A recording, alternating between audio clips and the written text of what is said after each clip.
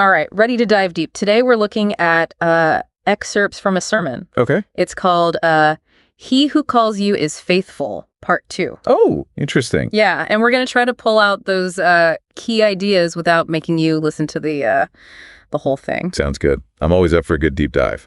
So one of the first things that jumps out from this sermon is this idea of sanctification. Right. And I know it's one of those churchy words, but basically it means becoming more like Jesus. Yeah, becoming more Christ-like. It's that process of growing in holiness. And what I find really interesting is how this sermon talks about how sanctification isn't just about, trying harder to be good. Yeah, it's not about like willpower or, just gritting your teeth and being a better person. He's saying there's something much bigger at play here. Exactly. It emphasizes that it's ultimately God's work in us.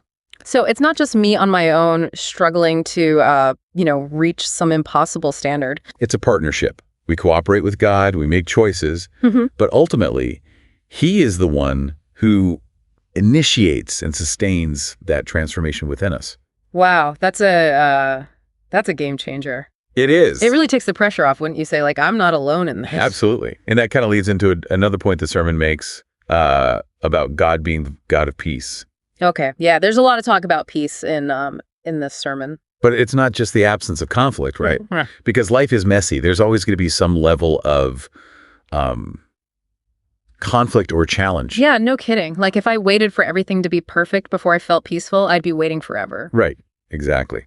So the peace it's talking about, it comes from a different place. It's about being reconciled with God. It's that deep down assurance that everything's going to be okay. Okay, so even when life is crazy, there's this underlying sense of peace that comes from knowing God's got me. That's it. It's like this unshakable foundation. And that kind of ties into the next big idea, right? The sermon talks about how sanctification, this process of becoming more like Jesus, it's not just about one part of us. Right. It's not just about our minds or our spirits. It's about complete transformation. Yes. That's the word it uses. Okay. Complete. So we're talking like every single part of who I am. Every part. Spirit, soul, and body. It's all connected. Whoa, even our bodies are part of this transformation. That's kind of a radical thought, It is. The sermon is really pushing back against this idea that our physical selves are somehow less important or separate from our spiritual growth. So it's not just about being, good in my thoughts and actions. It's also about how I treat my body. It's about recognizing that our bodies are part of God's plan too, and that taking care of them, respecting them is all part of this bigger picture of becoming more like Christ. That's pretty amazing when you think about it. It changes how you view everything, like even your health habits. Right. Okay, so we've got God working in us to make us more like Jesus, and that transformation involves our entire being. Holistic. And this whole process is underpinned by this idea of God's faithfulness. Which, let me tell you, is not just some fluffy feel-good concept. The sermon dives deep into what that actually means. So it's more than just, God keeping promises. It's like saying, red is a quality inherent in an apple. You can't separate the two.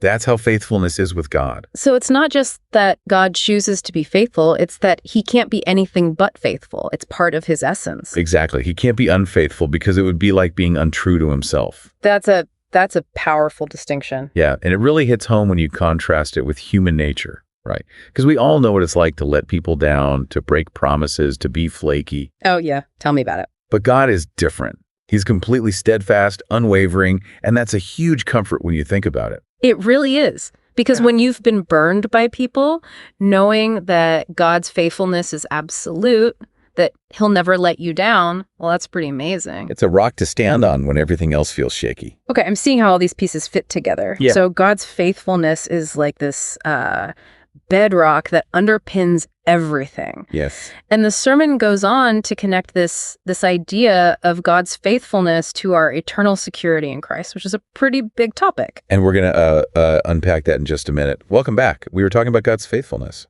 Yeah, and how the sermon connects that to this idea of eternal security. Right. Like, because God is faithful, it means our salvation is guaranteed. It's not about us earning it or even maintaining it. Okay, so it's not like I have to constantly be proving myself. It's not about performance. It's about resting in what Christ has already done.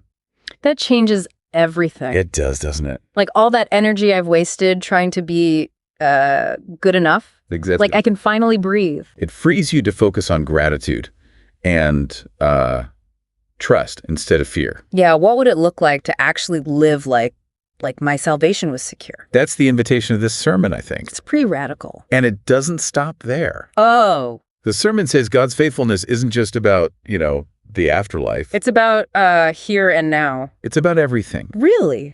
Think about it. Where do you feel anxious or unsure? Well, I mean, finances are always a bit of a stress. Mm-hmm. And my health hasn't been great lately. The sermon actually mentions those things. God's provision, his forgiveness, his strength when we're in those tough spots. Wow, it's like he knew exactly what I'd be worried about. And here's the key. His faithfulness isn't based on how good we are or whether things are going well. So even when I'm messing up, Even then, he's still faithful. always. That's pretty incredible. Like an anchor Right. when everything else is stormy. Yeah. Knowing that doesn't just change how we feel, though. It changes how we live. So it's not just about knowing God's faithful in my head. It's about experiencing it. But I mean, how do I actually do that? That's a great question, and it leads us right into the final part of our deep dive. So we've been talking about how God's faithfulness, it's not just some idea, it's something real. Right. But I gotta admit, it can be hard to see sometimes, It is. Life gets crazy and you kind of forget. The sermon, it actually talks about that. Oh, yeah. Yeah, it talks about how we need to practice noticing it. Noticing God's faithfulness. Like training yourself to see it. So instead of focusing on what's going wrong. Look for what God's doing. Like what? Think about this week. Anything stand out? Well, actually, yeah. I had this crazy bill come up, totally unexpected.